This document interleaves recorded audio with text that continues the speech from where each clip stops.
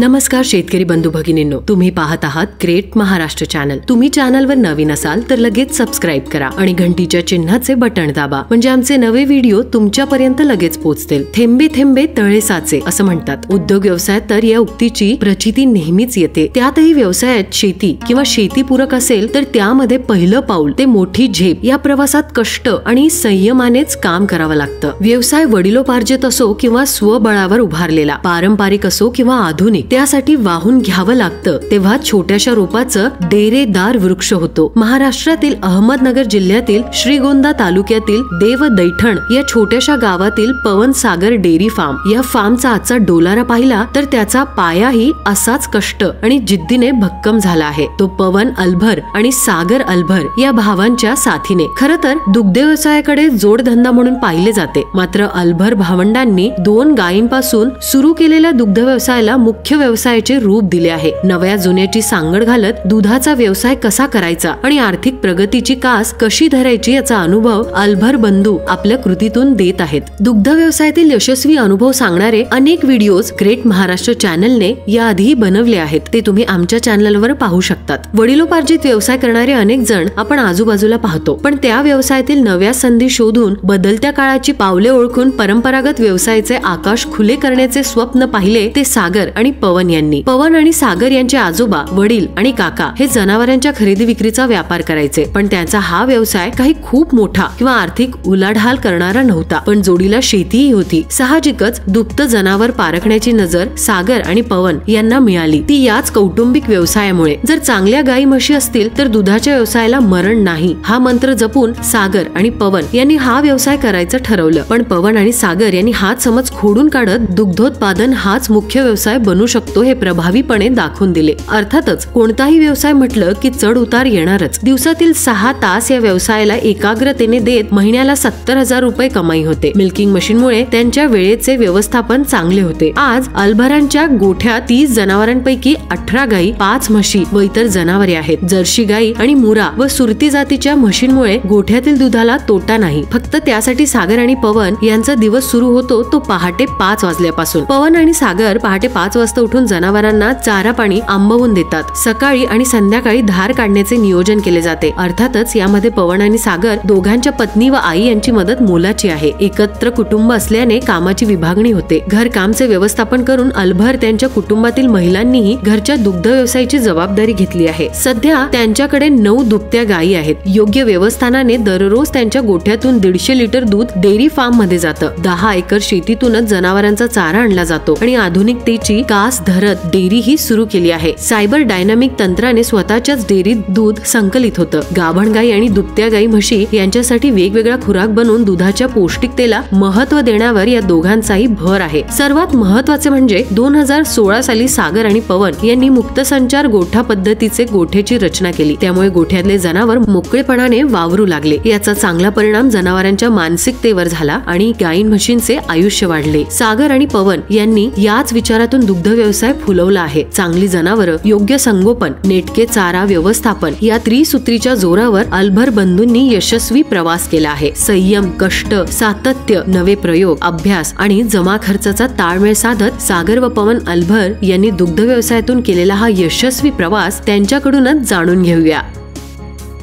पुढे जाण्याआधी मित्रांनो, खास तुमच्यासाठी बकरी व मेंढीच्या ऑनलाईन खरेदी विक्रीसाठी onlinebakra.in ही मोफत वेबसाईट। या वेबसाईटवर जनावरे खरेदी करण्यासाठी उपलब्ध असलेल्या ऍडव्हर्टाइजमेंट स्क्रोल करा आणि थेट सेलरशी संपर्क साधा। तसेच स्वतःची जनावरे विकण्यासाठी आपले नाव आणि नंबर वेबसाईटवर रजिस्टर करा। अगदी वेबसाईट मोफत आहे, शिवाय ग्राहकांना अडचण असल्यास हेल्पलाईन नंबरची सुविधा देखील आहे। तेव्हा किंचितही वेळ न दवडता वेबसाईटला भेट द्या आणि घर बसल्या जनावरांची खरेदी विक्री करा। शेतकरी बंधूंनो नमस्कार, तुम्ही पाहत आहात ग्रेट महाराष्ट्र चॅनल। आज आपण आहे अहमदनगरमध्ये पवन सागर यांचा डेअरी फार्म आहे।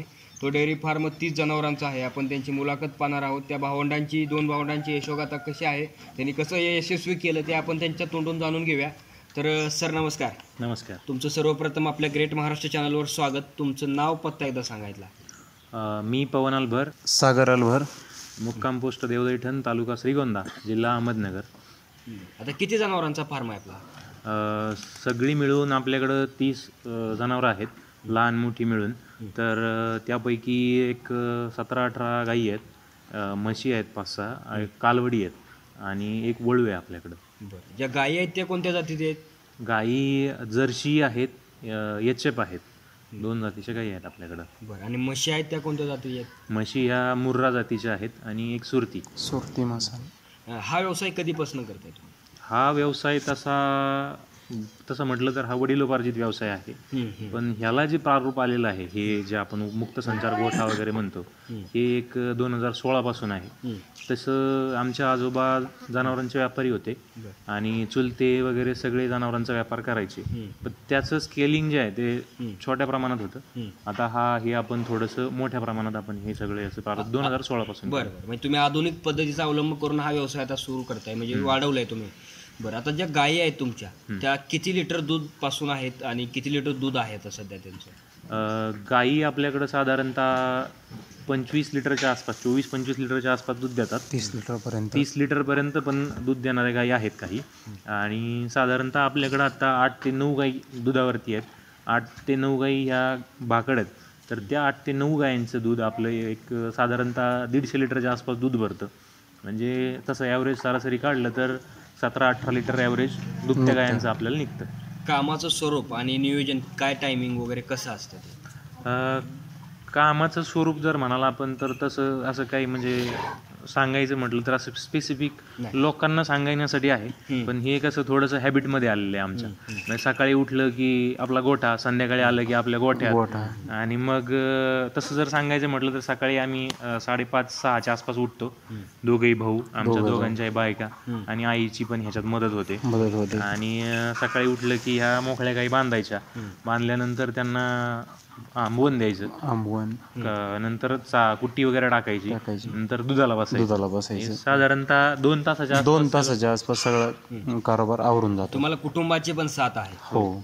तुम्ही व्हिडिओच्या आधी पण इंट्रो आहे त्यामध्ये पण बघितलं असेल की यांच्या कुटुंबाची किती साथ आहे. आणि घरची लक्ष्मी जर साथ देत असेल तर नक्कीच व्यवसाय यशस्वी होतो, हे तुमच्या व्हिडिओमधून लोकांना समजेलच.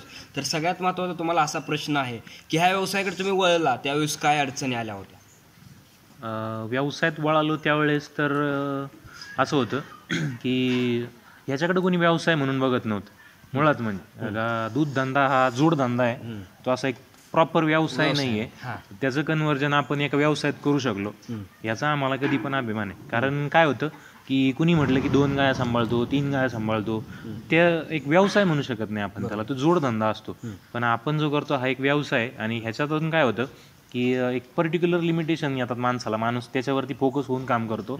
आणि फोकस होऊन काम केल्याच्या नंतर आपल्याला जे श्रेय मिळतं किंवा त्याचे बेनिफिट्स मिळतात ते कधी पण चांगले असतात. आणि आम्हाला त्याचं आता 4-5 वर्ष झाले त्याचा अनुभव आहे की ते बेनिफिट्स खूप चांगले आहेत आपल्याला. आता काय होतं, लोक याकडे ह्या व्यवसायाकडे बघताना पहिली गोष्ट शेणागणीचा आणि एक करायचा म्हणून उद्योग बघतात. प्रॉपरली जर आपण याला एक, मी तर म्हणतो कंपनी म्हणून जर बघितलं तर हा व्यवसाय नक्कीच यशस्वी होऊ शकतो. म्हणजे त्यातून भरपूर आपण कमवू शकतो, पैसे मिळू शकतात. आणि कोणताही व्यवसाय करायचा असेल तर लोक पैसे कमवण्याच्या दृष्टिकोनातूनच बघतायत, म्हणजे एक महत्त्वाचा हा विषय आहे. तर यामध्ये तुमचं जे चारा नियोजन असतं ते स्वतःची शेती आहे का, कसं करता तुम्ही? स्वतःची शेती आहे, एक 10 एकर शेती आहे. त्याच्यात ऊस, गवत, मका, घास ह्या प्रकारचा चारा असतो. आणि याच्यातून पण चारा आम्हाला जर कमी पडला तर आम्ही बाहेरून पण विकत आणतो. आणि दुधाचं मी बघितलं इथं, तर दुधाचं संकलन पण तुमचं होतं का? तुमच्या स्वतःची डेअरी पण आहे? आपली स्वतःची डेअरी पण आहे गावात. आपण सायबर डायनामिक्सला ते संकलन देतो पुढं. म्हणजे सायबर डायनामिक्सची आपल्याकडे BMC आहे, तर त्याला आपण ते संकलन देतो. आणि 1800-1900 लिटरपर्यंत आपल्या गावात संकलन. चाऱ्यामध्ये आणि खुराकामध्ये काय तुम्ही देता आणि हे कसं असतं नियोजन तुमचं त्यामध्ये?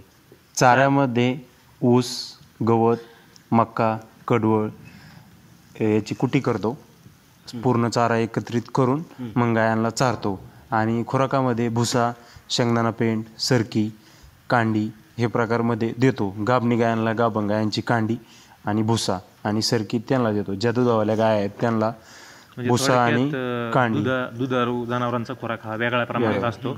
आणि ज्या गाभण गायी आहेत त्यांचा खुराक हा वेगळ्या प्रमाणात असतो. म्हणजे दोन्ही पण आता ह्या गाभण गाई असतात त्यांना दूध काढायचं नसतं, त्यांना आपल्याला थोडंसं हेल्दी चारा द्यावा लागतो. आणि ज्या दुधाच्या गायी आहेत त्यांच्यासाठी आपण दुधाची कांडी किंवा मग दुधावरच्या जनावरांची कांडी आणि त्यांच्यासाठी गाभण गायींची कांडी असा वेगवेगळा प्रकार ठेवतो आपण. आणि चारा 2 वेळेस देता का किती वेळा देता? 2 वेळेस, सकाळी 5 आणि संध्याकाळी 5 ह्या दरम्यान खुराक चारा देतो. मग चारा आणि कुट्टी म्हणजे खुराक आणि कुट्टी एका वेळेस देता, कसं देता तुम्ही? सकाळी आम्ही ज्यावेळेस गाय आतमध्ये घेतो ना त्यावेळेस सगळ्यात पहिल्या वेळेस खुराक टाकतो. मग त्यावेळेस आम्हाला काय होतं, एखाद्या गायीने खुराक नाही खाल्ला तर ती आजारी वगैरे कळून येतात ह्या गोष्टी. आणि त्याच्यानंतर खुराक खाल्ल्याच्या नंतर आम्ही कुटी टाकतो आणि मग कुटी टाकता टाकता दूध वगैरे काढून असं आमचं 1.5 ते 2 तासात सगळं आवरून जातं. सकाळी 2 तास, संध्याकाळी 2 तासात आपला कार्यक्रम आवरतो असं. आणि त्याच्यामध्ये तेल, गूळ हे पण देतो. म्हणजे जर गाभण गाई आहे, वेलेली गाई आहे, मग तिला चाऱ्यात गुळाचं प्रमाण वाढवतो किंवा मग बाजरीचं प्रमाण वाढवतो. म्हणजे जिला जी उष्णता कमी झालेली असते, कॅल्शियम कमी झालेलं असते, ते कॅल्शियमची पुनरावृत्ती आपण करतो. आता जर आपण बघितलं तर टाकी हौद आहेत, म्हणजे समजा ऋतू जर चेंज झाला तर ऋतू चेंज झाल्याच्या नंतर साथीचे रोग येतात पावसाळ्यात किंवा पावसाळ्याच्या शेवटी सुरुवातीला. त्यावेळेस हौदांना किंवा दावणींना आपण चुना वगैरे मारतो. आपण चाऱ्यातच इन्क्लूड होतो, पण याचा बेनिफिट असं होतं की जनावर आजारी पडत नाही. आता पंचक्रोशीत इथं जवळपास खुरकोदाची साथ आलेली आहे, पण आपल्या 100 फुटावरती येऊन पण आपल्याला खुरकोदाचा त्रास झालेला नाही. हे थोडंसं म्हणजे लक्ष देऊन गेलं तर मग ह्या गोष्टी बरोबर आहे. कोणती गोष्ट वायपट म्हणजे चुकीची होण्याआधी त्याआधी काळजी घेणं गरजेचं असतं प्रत्येक वेळेस. तर ह्या व्यवसायासाठी तुम्ही गायी ज्या तयार केल्यात का, कशा आणि कुठून आणल्या, काय केलं त्यासाठी? सुरुवातीला गायी आपण बाहेरून आणल्या, नंतर आता बऱ्यापैकी आता ह्या ज्या गायी दिसतात आपल्या 16-17 याच्यातल्या 7-8 गायी आपल्या घरच्या कालवडी आहेत आणि आता पण 7-8 छोट्या कालवडी आहेत. म्हणजे ज्या आपण विकतो, पण कालवडी पण विकतो किंवा गायी पण विकतो. म्हणजे बऱ्यापैकी आणि रिझल्ट पण चांगले आहेत आपल्याला. घरची ज्यावेळेस करतो आपण, तिला एखादी घरची कालवड असते तर तिचा रिझल्ट, तिचं बाकीचे ऑब्झर्वेशन असतात, थोडासा चार्ट मेंटेन केलेला असतो, कुठली गाई किती दूध देते आणि मग तिची कुणाची कारवड ठेवायची, त्या हिशोबाने मग आपल्याला ते फरक पडतो. हिथंच तयार केल्यामुळं आणि आजारी भानगरी पडत नाही. आपण ज्यावेळेस बाजारातून गाय वगैरे खरेदी करतो त्यावेळेस व्यापारी गाय घेतात, कोणाच्या तरी गोठ्यावरून एखाद्या शेतकऱ्याकडून घेतात, त्यांच्या घरी नेतात, त्यानंतर ती गाय बाजारात आणतात, तिथून ती गाय आपल्या घरी येते. मग गायची जास्त दगदग होते, त्यामुळे गाय जास्त करून दूध देण्याच्या आधीच आजाराला बळी पडते, आजारी जास्त पडतात. त्यापेक्षा आपल्याकडं म्हणजे आहेत सगळ्या घरगुती पद्धतीनं तुम्ही इथल्या इथं तयार करून ते तुम्ही लोकांना पण देताय. आणि तुम्ही हा व्यवसाय ज्यावेळेस करत होता त्यावेळेस ह्या गायी तुमच्या इथल्याच आहेत का कुठून बाहेरून आणल्या होत्या? आपण बाजारातनं गायी घेतल्या होत्या. गायी काही गायी अशा मित्रांच्या गोठ्यावरनं घरोघरी जाऊन घेतल्या. असं सुरुवातीला खात्रीशीर पद्धतीने तुम्ही घेऊनच मग हा व्यवसाय केला. तुमच्याकडे म्हशी पण आहेत, त्या कोणत्या त्या जाती आहेत, त्या कोठून आणल्या, कशा आणल्या, त्याच्या काय? पूर्वी म्हशींची संख्या जास्त होती ज्यावेळेस आपण नरतीवाल दूध घालायचो. आता म्हशींची संख्या फक्त घरगुती दूध खाण्यापुरती आहे थोड्याफार प्रमाणात, आणि डेअरीच्या संकलनात तिचा फरक पडतो म्हणून आपण ती म्हशी आहेत हौसेने सांभाळलेल्या म्हशी म्हणून म्हशी आहेत. तर त्याच्यात आपल्याकडे मुर्रा जातीची एक म्हैस आहे आता आणि एक सुरतीची म्हैस आहे. सुरती मसन अशा 2 म्हशी आहेत आपल्याकडे. आता मुर्रा आणि सुरती तुम्ही आता इथं पाळताय आणि सांभाळताय, तर त्यामध्ये तुम्हाला काय फरक जाणवला त्या जातीमध्ये किंवा त्यांच्या दुधामध्ये काय फरक जाणवला? सुरती जातीची थोडीशी फॅटनेस थोडीशी जास्त असते, फॅट, आणि घरगुती खायला दूध सुरतीचं जास्त चवदार लागतं. आपण म्हणतो ना गावरान म्हैस, त्या टाईप ती म्हैस पडते. आणि जी म्हसवान आहे ना, त्या समजा मुर्रा म्हणा, म्हसवान म्हणा, ह्या म्हशींची काय होतं, दूध देण्याचा कालावधी जास्त असतो. आणि सुरती ज्यावेळी आपण लागवण करतो पुढच्या वेतासाठी त्यावेळेस म्हैस एक टायमाला डायरेक्ट येते, आणि म्हसवान ती कंटिन्यू 5 ते 6 महिन्यापर्यंत दूध देऊ शकते. म्हणजे असं. बरं, आता ही तुम्ही जनावरे पाळताय ती बाहेरच्या देशातली आहेत काय, याच्या असेल तर बाहेरच्या देशातूनच आपल्या इथं आलेले, तर ह्या आजारी वगैरे पडतात का, आणि त्यासाठी तुम्ही काय करता? आता बऱ्यापैकी ह्या प्रॉब्लेम सुरुवातीला फेस केला होता की ज्यावेळेस आपण बाहेरून गायी आणायचो मग त्यांना ॲटमॉस्फेरिक टेम्परेचर आपलं जे जास्त असतं मग ते जुळत नाही. त्याच्यासाठी मग आपण फॅन किंवा फॉगरची सोय करतो. उन्हाळ्यात हा त्रास जास्त होतो, पण मग त्याच्यामुळं आपण ती सोय केलेली आहे किंवा टेम्परेचर कसं आपल्याला कमी ठेवता येईल, त्याचा त्रास फार काही जाणवत नाही. पण नवीन कोणी करणार असेल तर मग त्याने ह्याची काळजी घेतली पाहिजे की, आणि त्याच्यात काय होतं की आता बरेच वर्ष झालेत मग ह्या ज्या गायी आहेत ह्या टेम्परेचरला सुटेबल आहेत, मग ह्यांना त्याचा वातावरणाचा जास्त त्रास होत नाही जेवढा की नवीन जनावरांना होतो. म्हशीमध्ये पण तसंच आहे? म्हशीमध्ये पण तसंच. आता सध्या तुम्हाला किती या फार्ममधून उत्पन्न मिळते? आत्ताच्या घडीला एक सरासरी 150 लिटर दूध आपलं डेअरीवरून जातं आणि जरी आपलं संकलन असलं तरी 3, 5, 8, 5, 26 रुपयाच्या हिशोबानं एक साधारणतः 1,20,000 30,000च्या हिशोबानं आपल्याला उत्पन्न मिळतं आणि खर्च वजा करता एक 70,000पर्यंत आपल्याला शिल्लक राहतात. यासाठी काय सकाळ संध्याकाळी 2 तास 3 तास सकाळी आणि संध्याकाळी म्हणजे खास करून जास्त वेळ नाही आहे म्हणजे 8 तास कंटिन्यू काम करायचं असं पण नाही. सकाळी 2 आणि संध्याकाळी 2 तास सरासरी जर पकडलं तर दिवसातले 6 तास फक्त ह्या गोठ्यात जातात. जास्त म्हणजे 6 तासापेक्षा जास्त वेळ लागत नाही. 2 तास सकाळी इथं, 2 तास संध्याकाळी परत आणि 2 तास एक बुवा चारा वगैरे काय आणणे त्यासाठी 6 तास वेळ लागतो. आता गायींचं जे मिल्किंग आहे ते कसं करता तुम्ही? आपण मशीनद्वारे दूध काढतो. त्याचे काय म्हणजे तुम्ही सुरुवातीपासूनच मिल्किंग मशीन वापरताय का परत वापरायला लागला? नाही, सुरुवातीला आम्ही हातावरती दूध काढायचो. पहिले 1-2 गाय होत्या. आम्ही रतिबाचा धंदा होता त्यावेळी मी 11वी 12वी कॉलेजला होतो. दादा पण बाहेर होता. मग वज आम्ही जसं टप्पा वाढत जाईन मग आमचं दूध 100पर्यंत गेलं. मग एक थोडा लोड वाढत गेला. त्यानुसार आम्ही मशीन वगैरे आधुनिक पद्धती वापरायला लागलो. असं फायदे काय जाणवले त्याचे? फायदे एकतर आपले आपण म्हणतो ह्युमन इफर्ट्स कमी लागतात त्याला आणि दुसरी गोष्ट अशी आहे की दूध काढून पण लवकर होतं आणि जो मानवी वेळ पण वाचतो बऱ्यापैकी. आणि दुसरं कसं असतं आपण जर मशीनची साफसुथरता ठेवली तर मास्टॅटिस वगैरे पण कमी होतात आणि जनावरांना पण आराम आहे त्या गोष्टीतून. तुम्ही ह्या गोट्यासाठी मुक्त गोटा वापरला. आता मुक्त गोटा खऱ्या प्रकारे बघितलं तर चांगला आहे. लोकांना अजून काही जणांना समजलं नाही, काही जण अजून बंदिस्त पद्धतीने जो वापरतायत त्याचा पण वापर करतात. पण तुम्ही सांगा की मुक्त गोट्यास तुम्हाला काय फायदे जाणवले? मुक्त गोट्यापासून गायांची लाईफ वाढते आणि जास्त करून गायांचं चालणं जास्त होतं. खाल्लेलं अन्न वगैरे पचन होतं आणि कमीत कमी गाय 2 ते 3 लिटर दूध जास्त देते. याचं उदाहरण असं आहे किंवा पिंजऱ्यात ठेवलेला वाघ आणि जंगलात राहणारा वाघ याच्यात जेवढा फरक असतो तेवढा ह्या गायींच्यात फरक होतो. आता आपण बघतोय सभोवताली गाया मोकळ्या हिंडतात करतात. यांची मानसिक सुदृढ असतात ह्या गाया. म्हणजे आजाराला बळी पडत नाहीत कुठल्या गोष्टीला किंवा दुधाचा जो रेशो असतो जास्त आहे. कारण नॉर्मली आपण बांधून ठेवलेली गाय जर असेल तर तिला 2 वेळा 3 वेळा पाणी पाजू शकतो. इथं अशी परिस्थिती नाही आहे. आता आपण बघाल त्या हौदावरती गाय पाणी पिते. ह्या वेळेला कोणी पाणी दाखवत नाही जनावरांना. त्यांना ज्यावेळेस पाहिजे त्यावेळेस गाय पाणी पितात. ज्यावेळेस पाहिजे आता पलीकडे धावून येत त्यावेळेस खोराक खातात. असं कुठले बंधन नाही त्यांच्यावरती. त्याच्यामुळे काय होतं की भूक लागली खायला घेतलं, तहान लागली पाणी पिते. किंवा बुवा दुसरा एक त्रास असतो की जे आपण बांधलेले जनावर असतात त्यांची विष्ठा किंवा ते गोमूत्र जे असतं ते आपण काढत नाही, बऱ्यापैकी काढत नाही. त्याच्यामुळं मास्टॅटिस हो किंवा मग बाकीच्या आजारांना बळी पड, अस्वच्छता असते म्हणून त्या जनावरांना त्रास होतो त्या गोष्टींचा. तसं इथं होत नाही. म्हणजे यामुळं फायदा हा वाढतो. तसं यांनी सांगितल्यामुळे मग त्याचा दुधात फायदा होत असेल किंवा मेडिकलचा दवाखान्याचा खर्च कमी होत असेल. ह्या सगळ्या गोष्टींचा फायदा मुक्त गोट्यात होतो. बरोबर. आता पृथ्वी तलाव जे जनावर म्हणजे जे प्राणी आहेत ते पहिल्यापासून मोकळेच आहेत आणि त्यांना जर आपण आपल्या फायद्यासाठी आपण त्यांना बंदिस्त केलं होतं पण त्यांना एक मनसोक्त मिळालं तर त्यांचं उत्पन्नामध्ये नक्कीच वाढ होईल. बरं, आता गाभण जे जनावर असतात त्याची काय काळजी घेता आणि गाभ न जाण्याचे काय तुमच्याकडे आहे का? तसं जनावर काय गाभ जात नाहीत का काय? ॲक्च्युली आता कसं आहे आपल्याकडं आपण बार्ली वगैरे काय चालत नाही. जे नॅचरल खाद्य आहे त्यांचं ते देतो आणि त्याच्यामुळं जनावर गाभण राहण्याचं प्रमाण हे जास्त आहे. आणि त्याच्यात पण बऱ्याच अंशी आमचा अनुभव असा होता की जनावरं गाभ राहत नव्हते. पण मग आपण त्याच्यात आज सुधारणा करत स्वतःचा वळू सांभाळतो. त्या वळूमुळं काय होतं की जे माझावर येणं आणि गाईचं गाभण राहण्याचं प्रमाण आहे त्यात पर्सेंटेज वाढले. आणि याचा फायदा असा झाला की आता आपल्याकडं साधारणतः नाहीच आहेत. म्हणजे असं जर एखादी गाय त्रास देते किंवा काय असं होत नाही. आपण परिसरातल्या गाया जे आपले शेतकरी आहेत गवळी आहेत त्यांना पण लावून देतो.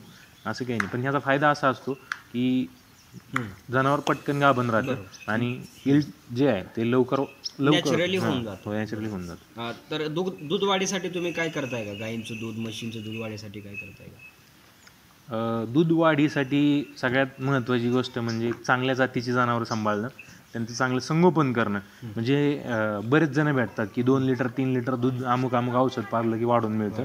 पण त्याचे तोटे नंतर लक्षात येतात. एक तर जनावरांची गाभण क्षमता कमी होते किंवा त्याला प्रॉब्लेम येतात. जनावर अपचन याला बळी पडतात किंवा मग दुसरे त्रास कालांतराने टप्प्याटप्प्यानुसार मग अडचणी कमजोर येतात. होते, कमजोर जनावर कमजोर होतात. जेवढं आपण त्यांना लोड देऊ, समजा 20 लिटरची गाय आहे, ती जर 25 लिटरवरती नेली ती दूध देते, पण जी ती 4 वर्ष देणार आहे ती 2 वर्षातच कटळते, कुठंतरी तिच्या शरीराची झीज होतेच. म्हणजे तसं बघितलं तर हे बारीक हिशोब करण्यासारखं आहे. व 4 तास काम करणारा माणूस, 8 तास काम करणारा माणूस जर त्याच्याकडनं 12 तास काम करून घेतलं तर तो घरी गेल्यानंतर उठत नाही. म्हणजे असा प्रकार आहे. म्हणून पहिल्या 2 गोष्टी, चांगल्या जातीची गाय आणि तिचं चांगलं संगोपन, या 2 गोष्टीवरती दूध देण्याची ठरते. चारा व्यवस्थापन जर चांगलं केलं तर त्यांचं दूध ऑटोमॅटिकली वाढतं. आणि त्यांची जी क्षमता आहे त्याच्या पलीकडे दिलं तर त्याचा तोटे पण होणार. तोटे पण होणार. बरं, मुरघास वगैरे तुम्ही वापरताय का? मुरघास पण वापरतो. मुरघास सीजनल वापरतो. म्हणजे कधी असतो बऱ्यापैकी, ज्यावेळेस मका असते त्यावेळेस मुरघास करून ठेवला जातो आणि उन्हाळ्यात आपण बऱ्यापैकी मुरघास वापरतो. बरोबर, म्हणजे एक टेम्पररी तुम्ही वापरता. ते वापरतो. आता तुम्हाला ह्या व्यवसायामध्ये शेतकऱ्यांना काय सांगायचं, तोटे कशात होऊ शकतात? हा व्यवसाय नफा तोटा होत असतो. तर तसं बघितलं तर हा व्यवसाय चांगला पण तेवढाच आहे, वाईट पण तेवढाच आहे. पण ह्याच्यात असं आहे की कुठल्या एका गोष्टीवरती कोणी सांगते म्हणून करण्यात मजा नाही आहे. मग हे तुम्हाला जर ह्याच्या काही गोष्टी पटल्या की हा ठीक आहे, ह्या गोष्टी चांगल्या आहेत, ह्या गोष्टी चांगल्या आहेत, हा गोटा बांधायच्या आधी मी व्यक्तिशः एक 10-15 गोटे फिरलो. त्याच्यानंतर मग आपल्याला आपल्या पद्धतीने कसा बांधता येईल याचं वैयक्तिक आम्ही दोघांनी डिझाईन बनवलं की हे आपल्याला ह्याच पद्धतीने बांधायचा आहे गोठा.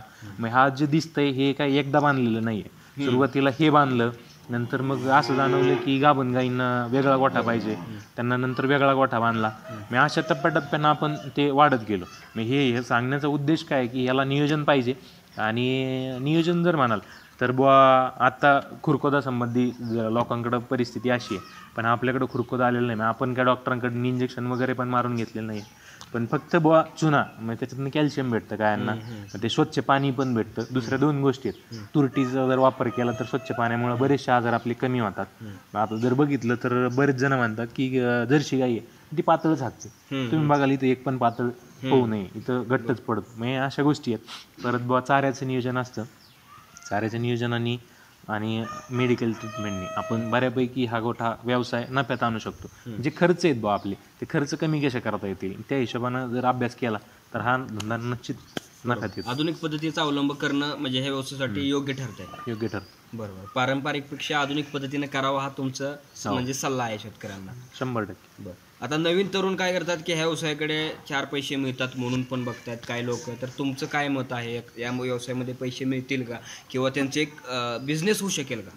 होऊ शकेल, असं नाही असं पण नाही, पण आता याची पूर्णतः काळजी घेतली पाहिजे आणि हा धंदा मनापासून केला पाहिजे. आणि पूर्णतः नवीन माणूस हा धंदा करू शकत नाही. का तर त्याला सगळ्या खानाखुना ज्या बारीक सारीक आपण म्हणतो, गाय माझा येणे, आजारी पडणे वगैरे, ह्या गोष्टी लक्षात आल्या पाहिजे. दूध काढत्या वेळेस जर दूध राहिलं, नॉर्मल जर का असं दूध राहिलं तर सकाळच्या बारी मस्टडीज होतो. मस्टडीज ज्या वेळेस होतो त्यावेळेस पूर्णतः गोठा लॉस जाऊ शकतो. ज्यावेळेस गाय 25 लिटर दूध देते, ज्यावेळेस तिला मस्टडीज होईल त्यावेळेस तीच गाय 5 लिटर सुद्धा दूध देत नाही. ह्या काळजी नवीन पूर्णतः माणूस घेऊ शकत नाही.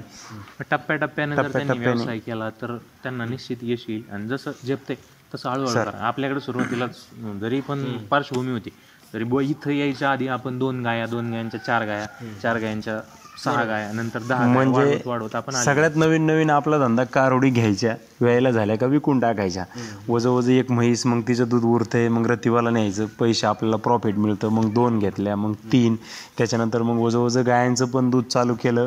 त्या करता आम्ही 200 लिटर दूध रतिबाचं स्वतः आम्ही घरगुती तयार करून घरोघरी 1-1 लिटर देऊन वाटायचो.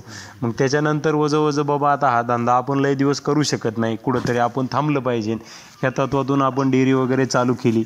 मग असं गाया वगैरे करून वजवज चालू केलं. असं तर व्यवसायाकडे बघताना या सुरुवातीला काय केलं पाहिजे, बाबा आपल्याला जमतंय का, हा हे दुसरी गोष्ट त्यामध्ये उतरायचं आहे तर बारीक सारी गोष्टी आपण जवळच्या फार्मला भेट देऊ, त्यातले बारकावे लक्षात घेऊनच हा व्यवसाय केला पाहिजे, तरच हा फायदा. आणि त्याच्यात पण दुसऱ्याच्या भरवशावर हा व्यवसाय होत नाही. आपण म्हणतो भैये मिळतात वगैरे, काम करतात.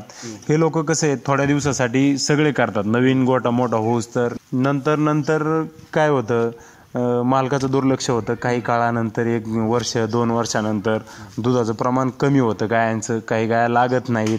मग त्यावेळी मालक काय म्हणतो, बाबा भैयामुळंच माझा गोठा लॉस गेला वगैरे. त्याच्या आधी स्वतःला त्यातला अनुभव आला का, मग अडचणी येणार नाही. अजून एक म्हण आहे म्हणजे की उंटावरून शेळ्या राखता येत नाही. हा बरोबर तशा प्रकारे आपण ह्यात ग्राउंड लेवलला उतरलो तरच हा व्यवसाय आपल्याला फायदेशीर ठरू शकतो. आणि बारकावे लक्षात घेतलं तरच आपल्याला नक्कीच यामध्ये एक कंपनी बिझनेस म्हणून आपण याकडे बघू शकतो. तर शेवटचा तुम्हाला प्रश्न, तर शेवटचा शेतकऱ्यांना तुमच्या व्यवसायाविषयी सल्ला द्या, एक संदेश द्या तुम्ही आम्हाला.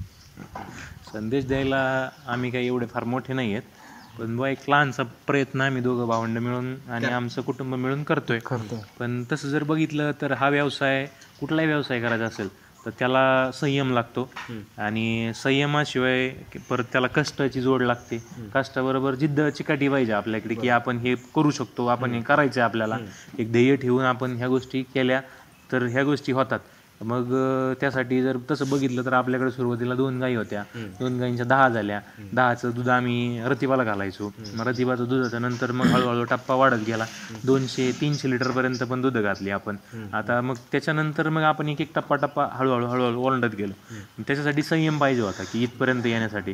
तसं जर संयम ठेवून आपण एक गोष्ट केली तर हा धंदा ह्याच्यासारखा म्हणजे चांगला धंदा कुठला नाही गावाकडे बसून. आणि ह्याच्यात काय आहे की हा निसर्गाच्या सानिध्यात माणूस राहतो, इथला माणूस आजारी पडत नाही तसं जर बघितलं तर. कारण याला व्यायाम करायला जाऊन कुठं चरबी आटवायला जावं लागत नाही. तुम्ही इथं बसून कामं करून सगळ्या गोष्टी होतात. मग त्या हिशोबानं हा व्यवसाय खूप चांगला आहे. नॅचरली इथं आपल्याला सगळं मिळतं वातावरण, आणि त्यामुळे आपल्या शरीरासाठी सुद्धा हा व्यवसाय चांगला आहे. 100% सर, तुम्ही वेळात वेळ काढून आम्हाला मुलाखत दिली त्याबद्दल तुमचं खूप खूप आभार. आणि तुम्ही भावंड एकत्र आहात आणि असे एक साम्राज्य तुम्ही आपल्या स्वतःच्या जीवावर उभा करताय, त्याबद्दल मी तुम्हाला ग्रेट महाराष्ट्र चॅनलतर्फे शुभेच्छा.